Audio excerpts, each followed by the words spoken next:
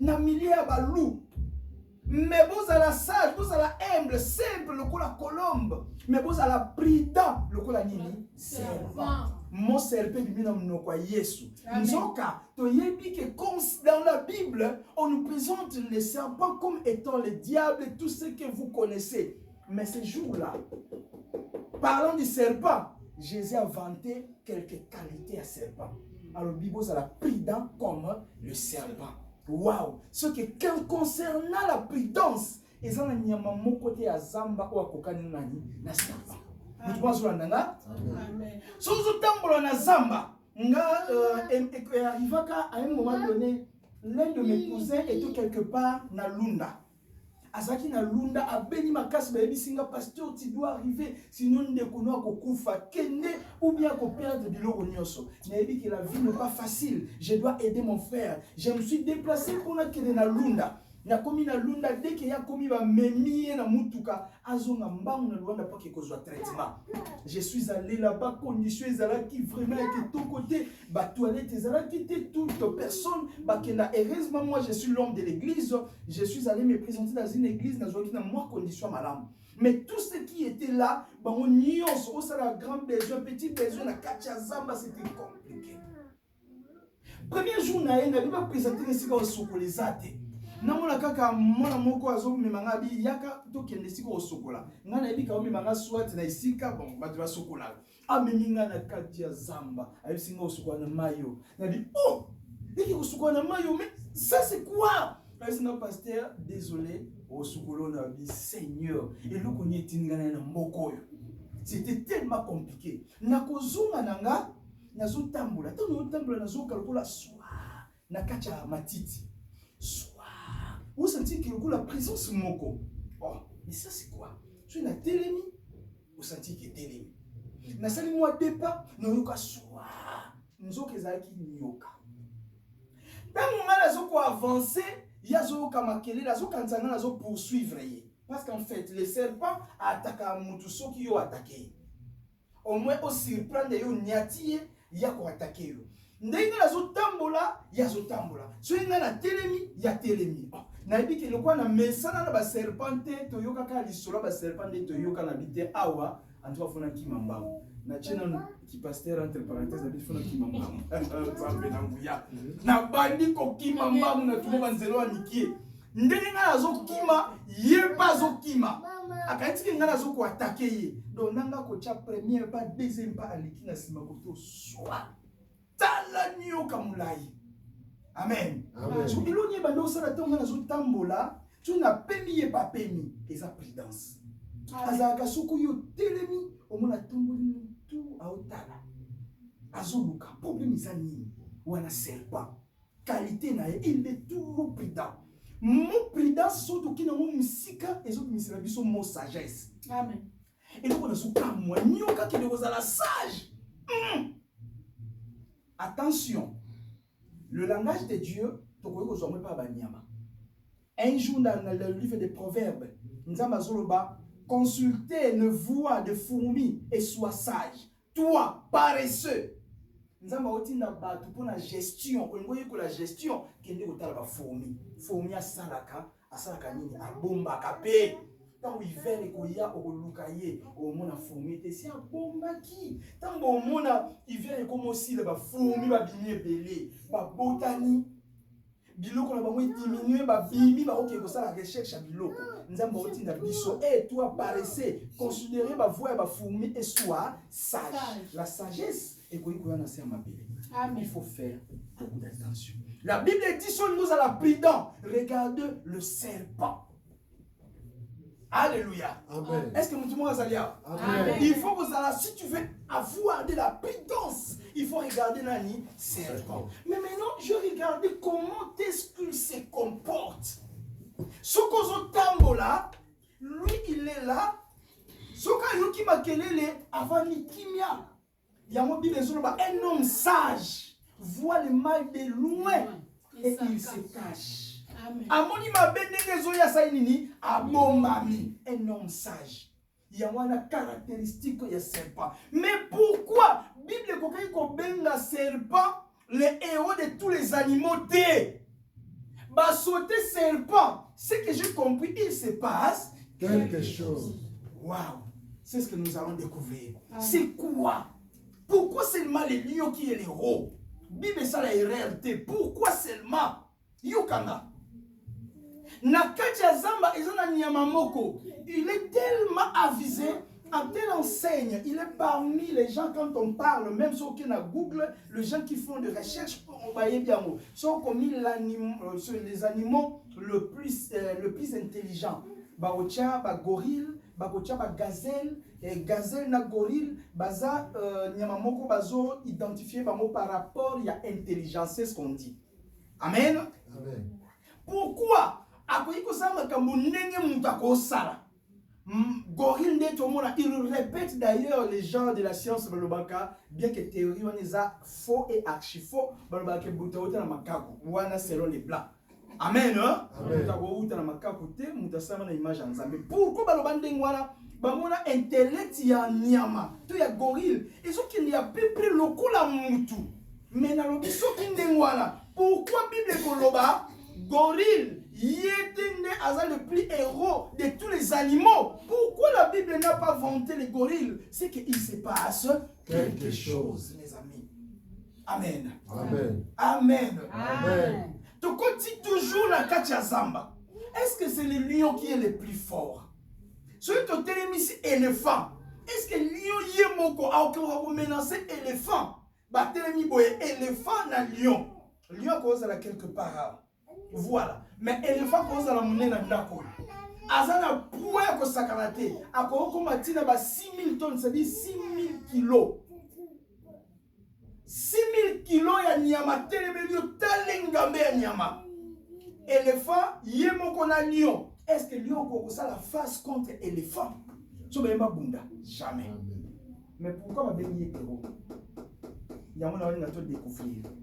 Bible bengi héros pour la nuit. Nzamba sala RRT. Abengi le lion, les héros de tous les animaux. Alléluia. Et puis dans la Bible, on présente Jésus-Christ comme étant malheureusement, c'est pas grave. Est-ce qu'il faut que c'est bien, non? Bon, moi, ok, merci. Amen. Amen. Alléluia. Amen. Bible présentait les lions comme étant les héros. Pourquoi? Tandis que les gens na fox, les lions. Les gens les lions na moulaï. Les gens les lions na intelligence. Mais pourquoi batia lion? Est-ce que batia na critère nini? Et l'autre nini est commissaire héros de tous les animaux. Waouh! C'est ce que nous allons découvrir. Nous allons découvrir na kati ya lion et l'autre moko o ba bengele lié héros. Et ça, c'est ce que nous appelons altitude. Et ça, altitude naï. Et ça, attitude ya lion. Vous savez, lion, il voit grand. Amona amunene. Atasu bundana éléphant. Na ye moko aomona ki munene ya éléphant te. On a ye, alors bah oyo nyonso na omonoyo. Eza bilo olia, il faut akota. Kabambi ya éléphant ya zo mona ye azali ka biloko. Ndeto ba sandwich, azali kwa sandwich nanga. Nyamo nyonso za sandwich nanga.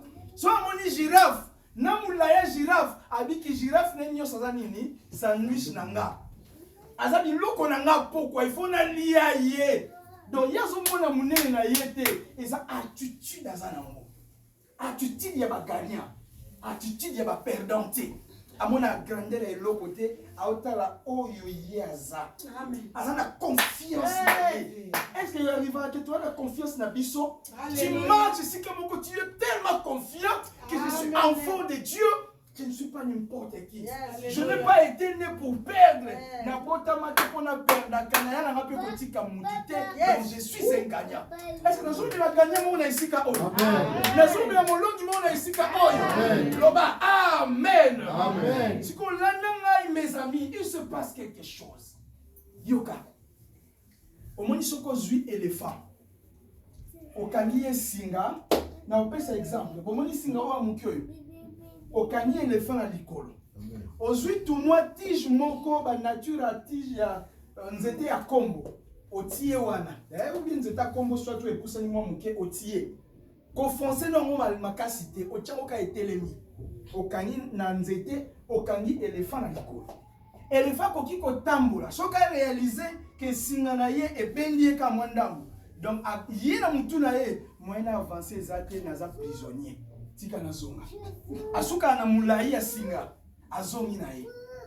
Soka keibo ateli kaka nzambe na ngaba kainga singa na za prisonnier. Moyen a bouger ezate tika na zonga abandolia nika pembeni wala ata biloko nya kolia ezaka na quelques mètres.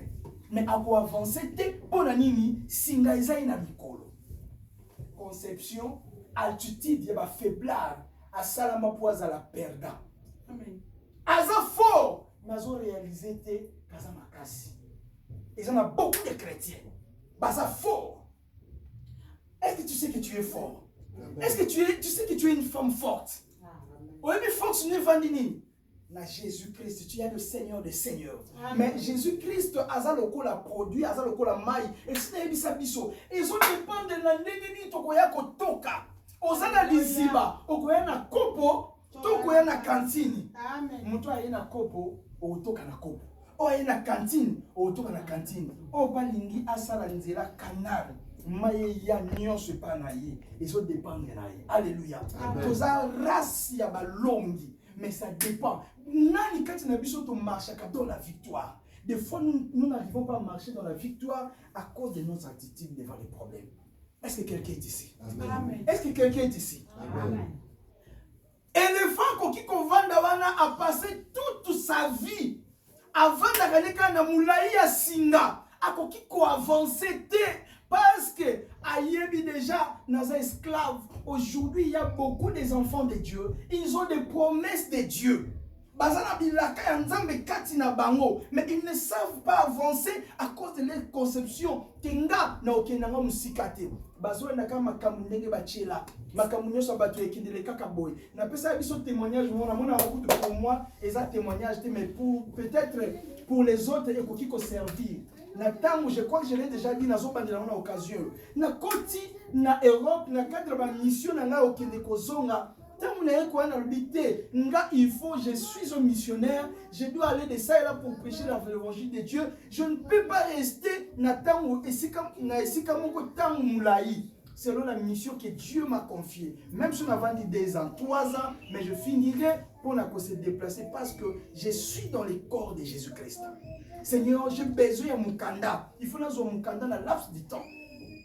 Les amis qui étaient là avant moi, bandana ko bwaka ngunda soko bwaki ngunda batie un certain nombre balokuta ofosala sala boyizongi sa boy na bi mon Dieu na kontra biloko yo non moi j'aime pas ça na lobite que yo soko kotinde ngwana je ne te condamne pas amen mais na lobinga na osala yangote mais comment je vais faire na longo le Seigneur m'avait parlé clairement à travers ya moninga moko basoli na téléphone ne connaissait pas à pienga message clairement ici ko fona kende je suis allé na Portugal na ekali ya 3 mois na ezwa mukanda siko tanga komi na Portugal on m'a posé la question bato bazaki ba yamba kinga ouais il faut ça na 6 ans mukanda sala 6 ans to 7 ans ba komo pesa nga ba théorie belé il faut kota musala banda ko sala non j'ai besoin de documents na chema bolongo na se na bisenye o contrôler ka système nyoso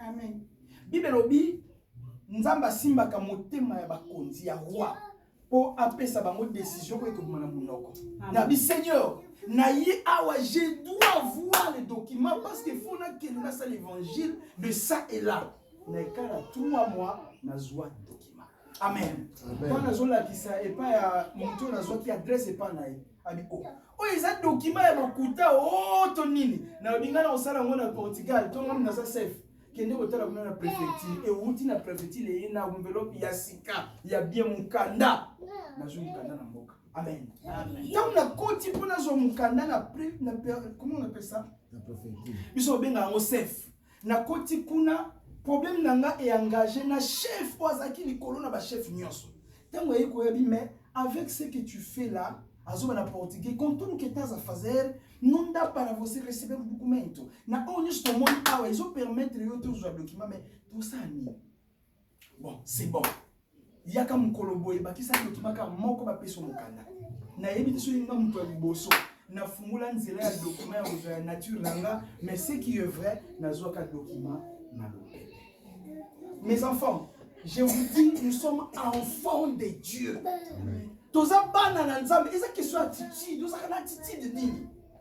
Est-ce que tu vois la grandeur de mes problèmes? Et nous, que ça la force, il y a lion, et ça attitude naïe. Yokanga. Éléphant, na vie naïe, ala la 3 heures sur la ligne, ala 7 heures du temps. Donc, ce qu'on éléphant a 3 heures du temps. C'est-à-dire, tu as combien de temps de travail? Tu as 24 heures. Elle a 3 heures du temps. Tu as combien de temps de travail? 21. Ok? 21 heures, tu as temps de travail. Si on a temps de travail, il y a des matiti. Amen. Na kimunele na ye, il y a des matiti. Asa limité. Asala akaba recherche bidou moko miki ya wana ndeko kipona limunai natangu ne fait que chercher matiti amona matiti ate akeso ina ngabu mususu kula musika kaka kwa kende ko luka matiti mais yokanga lion alala ka 18h à 20h du temps uzona ndanga topé cet exemple moyenne soka lali 18h du temps. Azana combien de temps il y a kolamukato ya osala ya travail? 2 heures.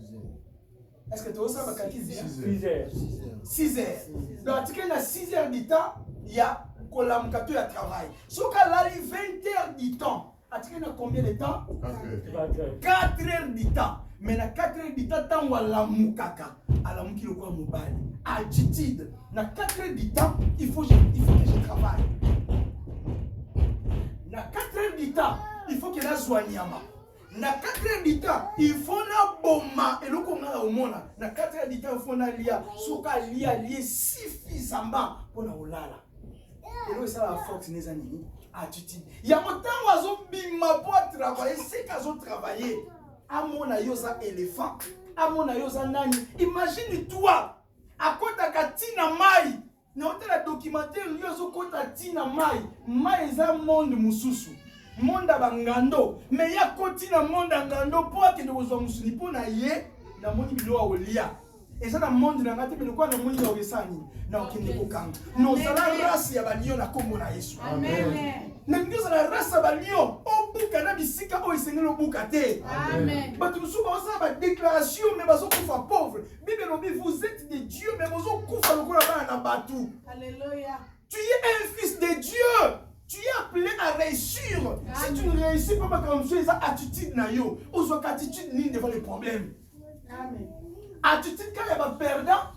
Qui n'a ici qu'on peut n'aller qu'au simbate. Qui t'a dit que au simbate pour na yo. Na petit la mission solo quand j'ai voulu créer une bonne entreprise na Portugal.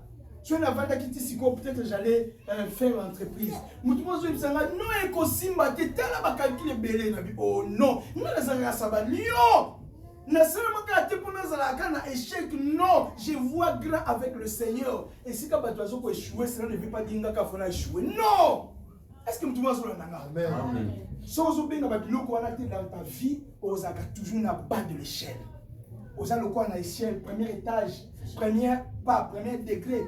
Pour tout le monde. Même pas, on a dit soit Mickey, à quoi combattre le premier degré. Ce qui a matcha, l'ennemi, n'a pas aidé. Moutounio, ça zone nyatayo, parce qu'on n'a pas de l'échelle. Matissa façon à commun, c'est alors que Dieu va t'accompagner. N'a pas pour ça que tout le monde va accompagner. Amen. Il faut tomber au yo. Tu fais les affaires, mais c'est la mon excellence. Il faut ça penser à grandeur.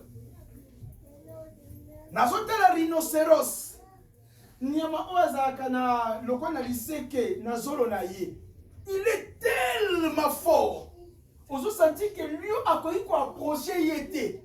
Na force boy, mais soko li atingami na nzoto. Posonaeza ka épaisseur le roi ya chameau. Pona ko pasola posonaeza ka makasi. Mais lion, tu vas trouver rhinocéros. Abingana yo lelo yo folala. Amen. Amen. Et ça attitude aza nango ya baganya. Suka ko panza ye akolia ye pour décider. Likambo yo décider yango mingi esamu na bomo ina. Notika oza s'accrocher na makambo nyonso obongisi na vie na yo na kombo na Yesu. Changer façon de komona longo na Nzambe. Change ta conception. Pourquoi toujours tu marches comme un faiblard? Le quoi yoko kufa, le lolo musika non. Il faut en penser ya bato baza minene na kombo na Yesu Masia. Amen. Shalom. Yokanga. Eza na 4 éléments. Oyo longolaka attitude 4 na biso. 4 éléments. Il y en a beaucoup, mais il y en a souligné qu'à 4. Et ça manque de décision. Devant un problème, tu ne sais pas comment décider. Liboso likambo ozo la décision. Est-ce que je dois avancer ou il faut la tikala? Est-ce que ça likambo yo tona sala ngote? Un enfant de Dieu, un homme, une personne qui manque de décision, mingi eza pasi pour avancer na makambo azolinga. Tu veux réaliser de grandes choses. Ozozanga décision. Pourquoi tu laisses une personne décider pour ta vie? Dans ta vie, tu es le seul où il faut voir la décision. Nous avons la vie, tu as une décision et puis tu as une grande décision. Amen. Tu dois savoir décider pour aucun de liboso et longo namkolo. Yokanga mes amis. Et le comme balé, et ça doute. Tu veux faire quelque chose aux autres douter. Au moins, l'éléphant sur le bâtiment, c'est dans le colo. A koki na yeko avancer parce que l'éléphant na yemo soit tomboki. Netoza awataza libanda soit linga kota awa kota. Soka tomboki penza. Na zolo na yesoka beti koto ya bendi. O nyonso pacho nyonso vous ango parce que yemo kaza na 6000 kilos donc pour bouke loko eza pete. Mais eloko esala ki eza ignorance. Asana doute. Et so ina kebo isinga o elekinga na makasi. Azokura tumi loko mwa mukie elekinga na makasi. Nous réalisons nous n'arrivons pas à réaliser de grandes choses parce que tu chaka mutu na biso na bande loko na okokana na et le point des ennemis et ça tout autre comme ça quatre na biso maoke liboso le mona nzambe. Amen. Tous les ennemis ma casse pour les chrétiens. Beaucoup de chrétiens n'arrivent pas à aller trop loin à cause il y a pas doute. Mes amis, que j'ai trouvé important. Je vous appelle donc à lire la parole de Dieu dans le livre de Matthieu au chapitre 14e. Matthieu chapitre 14. Écoutez ce que la parole de Dieu nous dit. Waouh! Est-ce que tout le monde ça? Amen. Ok. Matthieu chapitre 14. Je vous invite chapitre 14, na bengi sibiso na verset 22e. Ok. Verset 22, la Bible dit, ok. Aussitôt après, il obligea le disciple à monter dans la barque et à passer avant lui de l'autre côté. Pendant qu'il renverrait la foule, merci. Quand tu lui renvoyais, il montait sur la montagne pour prier à l'écart. Et comme le soir était venu, il était là seul. La barque déjà au milieu de la mer était battue par le flot car le vent était contraire. À la 4e veille de la nuit, Jésus alla vers et marcha sur la mer. Quand les disciples les virent marcher sur la mer, ils furent troublés et dirent c'est un fantôme. Et dans leur frayeur, ils poussèrent des cris. Jésus leur dit aussitôt, rassurez-vous, c'est moi, n'ayez pas peur. Pierre lui répondit, Seigneur, si c'est toi, ordonne que j'aille vers toi sur les eaux. Et il dit, viens. Pierre sortit de la barque et marcha sur les eaux pour aller vers Jésus. On acclame Dieu.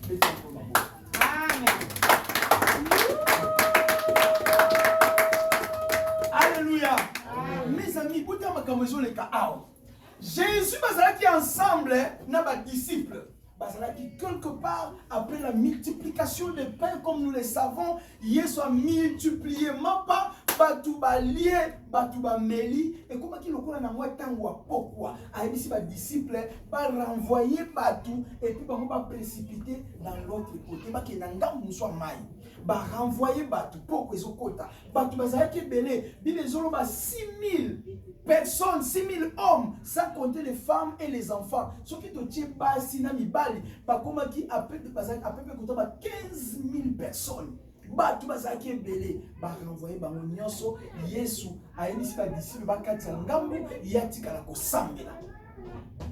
Jésus a tikali pour la kosambela. La parole de Dieu nous dit, bango bazui boatu, pour bakile na ngambu mususu ya mai. Siko isika problème ebandaki yango wana. Donc bakile na ngambu, la parole de Dieu nous dit, mon pepe ezalaki contraire. Ça dit mon pepe bandaki ko beta makasi. Du coup, Yesu Masia akomotambola na kacha mon pepe wana. Imagine toi mon pepe so beta. Ah, en Europe, sur ma ligne, les gens na moi quelques mètres, mais ça passe peut-être pour mon pepe za makasi. Ou bien pas, on appelle ça babouillard. Hein? Donc c'est difficile pour mon amoutou. Peut-être soit hiver et quand il m'a cassé. Azani na quelques mètres, on a difficulté au monde. C'est ce qui s'était passé. Jésus-Christ n'a qu'à babouillard wana mon pépé à maille. Yesu a continué à maille comme un tambola. Pensez na bango ya liboso, balobi fantôme. Vous savez, moutou c'est compliqué. Et l'autre liboso il m'attaque na moutou a monté l'eau. Qui t'a dit que Ozako yaye le fantôme? Bien aimé na loba mingi, nzamba ko yiko visiter yo mais na utilisateur mais elongia face à ma vie. Je ne sais pas si c'est le mot que na elongia si mama be voilà elamba si mama be. Tu crois que ce fantôme mais ce n'est pas un fantôme, c'est Jésus. Azo tembola likola mai ba mon bazana la notion que ba fantôme ba ko tembola likola mai. Mais Jésus a tembola likola mai té. Makambo mabe yango kaka nde utaka epa ya Satan. Ou bien makambo boiza compliqué ko utaka. Non, Dieu peut basculer des choses et faire des choses autrement. Est-ce que vous avez nanga? Ba moni azo tambola ba bibo eza fantôme. Nzoka c'est lui le Seigneur des seigneurs. Il ta salamai en fait. Azo tambola ni calmement, il est là. Il est le créateur. Ya mai azo tambola ni calmement. Tamba moni ba ko banga. Et l'autre, et c'est pas une attitude, il y a Pierre. Bien aimé, na tanga Bible, mais na évité ni Pierre à ça. Bien aimé, azolo ban koloso kiyo. Yebisanga na salini, na tambola. Nkola yo, tambola. Neka nkola lobaki tambola, maloba ya nkolo kimbala moko tele manase ya mitambi. Ya Pierre. Tanga chepanye pa, liloba oyo nkola lobaki tambola, esimi mitambi na ye. Deuxième pas, Pierre a senti que na komi kotambola na mai. Bien aimé banda Bible banda. Batu mi baleka batambola na mai. Et ça là Jésus na Pierre. Oh non, ça c'est formidable. Même ba Moïse ba ça ba miracle. Mais batambola kana se ya mai fongwani, ba moje so batamboli na mabele ya sa mai. Mais mutu atambola likolo na mai, parce que mi balé, et ça Jésus na nani na Pierre. Obi pour la nini? Attitude. Amen. Attitude que le coulon nkolo nanga sala ki onga pe na osani ndako abandi kotambola mais tant comme on réaliser mon pépé à côté ici doute na bon moyen chrétien et ça vili ça ma casse on est bon ma biso la marche chrétienne. Tu veux marcher avec Dieu, il faut l'on la doute. Qu'est-ce qui te dit que tu dois échouer? Nani mtaebisio ke yonde fo okufa yonde fo balalisa yonde lolobi musika nani ebisio makambo wana non ngana zo mona oyo okuya tenga zo mona ozalion ozana race ba lion ozana race lion. Est-ce que lion moko azali awa? Amen. Alléluia. Amen. Ce qui est l'amour qui a sa poids ça ba exploit nous tika ko sala exploit elongo na nkolo na kombo na Yesu Masi. Amen. Amen. Pona okele na côté suka. Il y a un élément encore, inquiétude. Voilà, l'inquiétude, tu as un problème. Vous avez une inquiétude, nous sommes mis en haut. Tu as la facture. nazana mdeko na tika na Angola, na tika na Congo, il faut na tinda ata mwa mukie ba inquiétude nyonso elati yo ezape manifestation ya manque ya foi. Mutu moko lobi boye l'inquiétude eza maladie mortelle oyo eza pembeni ya bana nzambe. Tu veux avancer, il ne faut pas avoir de l'inquiétude.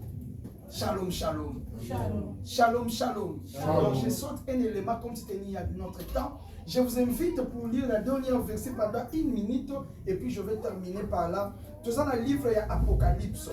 Apocalypse chapitre 5. Apocalypse chapitre 5, verset 3 à 4. Écoutez ce que la parole de Dieu nous dit dans l'Apocalypse. Bible. Et personne dans le ciel, ni sur la terre, ni sous la terre, ne peut ouvrir les livres ni de les regarder. Et je plairai beaucoup de ce que personne ne fût troublé, digne d'ouvrir le livre ni de les regarder. Et l'un des vieillards me dit, ne pleure point. Voici les lions de la tribu de Juda. Les rejetons de David a vaincu pour ouvrir les livres et les 7 sceaux. Amen. Yokanga. Mutazolo ba makambo eza Jean kutami de na likolo. Na verset oyo Jean zo se retrouver des gens dire na lola. Amoni organisation lola. Amoni les 24 veillards.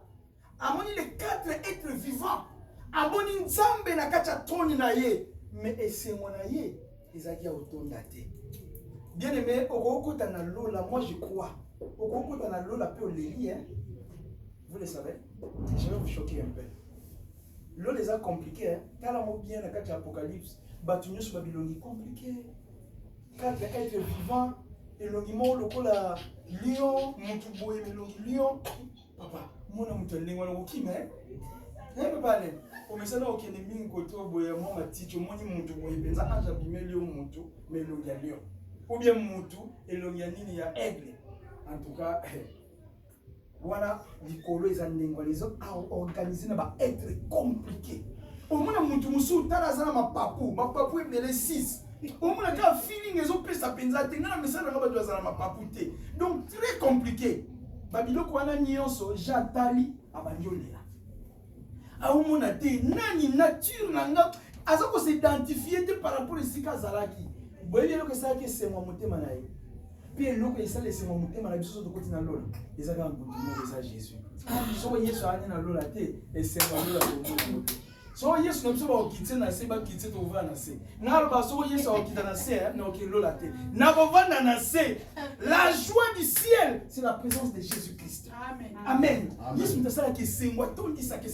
notre frère. Imagine-toi, il soit qui dans les colonnes en zoto oyo. Bateau ne soit moni colonne gloire na eba moni Yesu na ba kota na. Il a gardé ses corps. Tant matin na l'école a gardé nzoto oyo. Il y a un des enseignements nanga. Je parle de cela sur l'eschatologie de Jésus-Christ. Na sali parenthèse. Amen. Amen. Et là, quand on la Bible nous dit, tant que si Jean a l'élaté, si est à la lion de la tribu de Juda. Lion, à la lion. Pourquoi bénir Jésus lion? Par rapport à attitude. Amen. Amen. Il était vainqueur. Il n'est pas n'importe qui. Et biso petozamba na ya lion. Ya autant bazolo bela Satan babi votre adversaire arodaka loko la lion. Mais à lion te. Tozala ka na lion moko, c'est le lion de la tribu de Juda. Alléluia. Je dis c'est le lion de la tribu de Juda. Je dis c'est le lion de la tribu de Juda. Je dis c'est le lion de la tribu de Juda. C'est lui qui est notre lion. Tozala le véritable lion. On se qui a ngulumi banyemanyo so bakimi. Le lion n'est pas le plus fort. Kolega éléphant. Mais ce cas nguluma na zamba ezala éléphant, ozala girafe, ezala guépard, ozala nani bango nyonso mutu na mutu abenani akimi. Oh, ce qui kona biso Yesu a crié na kacha bombo ina yo likambo nyonso fo Jésus ka kokima. Ba problème nyonso fo kima.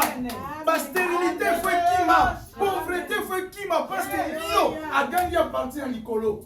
C'est le lion de la tribu de Juda gagne la bombo ina yo. Amen. Angulma na bombo ina yo. J'ai besoin de sa gloire. C'est lui notre lion. tobatela pas les lions de la tribu de Juda. Amen. Amen. Il y a moi même dans Lola va présenter Jésus comme étant le lion. Il est le lion. Jésus est le lion. Il est le lion de la tribu de Juda. Le roi est un lion. Biso peut aux ambana et lion. Tant mon papa la biso azo ganga. To yaya la biso azo ganga. Biso peut au ganga le monde aïe. Tant où yazo ganga, tant mon ganga qui na croix tout est accompli. Na crime moko, na local ka moko ya gangi ao. Mais ma belle est en comme bouka. Tant plaisant musika. Et yo ki mongo ya lion. Ride katani ya momoko. Bato bazaki na se ba santu ba kufa ba komi kosekwa mais alors ba momoko tout et il est le lion mokili nyose ningani likolo ekangi éclairage nango bible zoyebisa biso moi ndenge ekangaka makasi nde epesa lumière mais mokolo wana moi alobi na opesa su lumière te nakoki komona bolungu ya mokonzi na nga te abeni mapate ezipa ye abokomona bolungu ya mokolo parce que lion akangi. Amen. Ils ont yé balade. Ils ont qui boutou. Ils ont qui moi. Sans y pas le binga pe na obimate. Na sans na moi. Pas bombi lumière. Comme ils ont l'éclipse solaire. Ils ont comprendre des événements wala. Moula te. Ils ont comprendre des événements en moté. Ma belle zone ningala. Les gens ont fui. Parce que lion sera qui dit. Il est le lion de la tribu de Juda. Aganga na bombo ina na kombo na Yesu. Après les autres angels qui m'a na kombo na Yesu. Mama kamba mike ba demo mike mko bazonga ko attaquer yo. Au nom de Jésus. Au nom de Jésus Christ. Tout est matombo na Nzambe. Yozali Nzambe. Nzambe avinanga. Yozali Nzambe. Yo bombanite, Yozali Nzambe, Yozali Nzambe, oh Nzambe, Nzambe avinanga, Yozali Nzambe, yo bombanite, Yozali Nzambe, Nzambe avinanga, Yozali Nzambe, oh Yesu, yo bombanite, yo bombanite.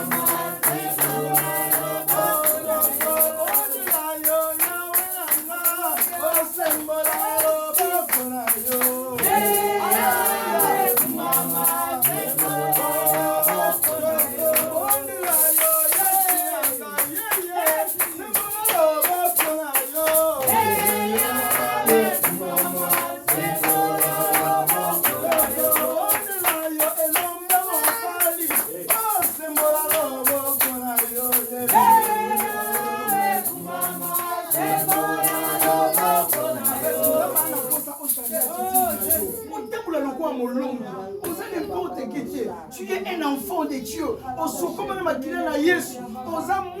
héritier. Na Yesu, na trône de Dieu. Bon de la nzambe kolalisa oh yo yoki. Et nous allons na changer façon na komona. Na changer attitude na ma. Na tambola kwa molongi parce que na zala yo lokola nkolo. Bon de la nzambe alléluia. Oh Dieu de gloire. Oh Dieu de gloire. Oh Dieu de gloire. Oh Dieu de gloire. Fais-moi force Seigneur. Fais-nous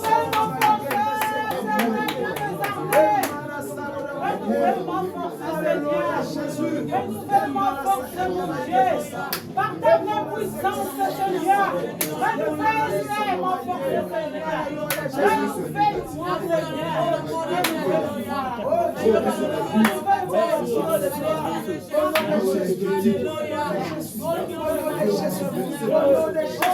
Au nom de Jésus.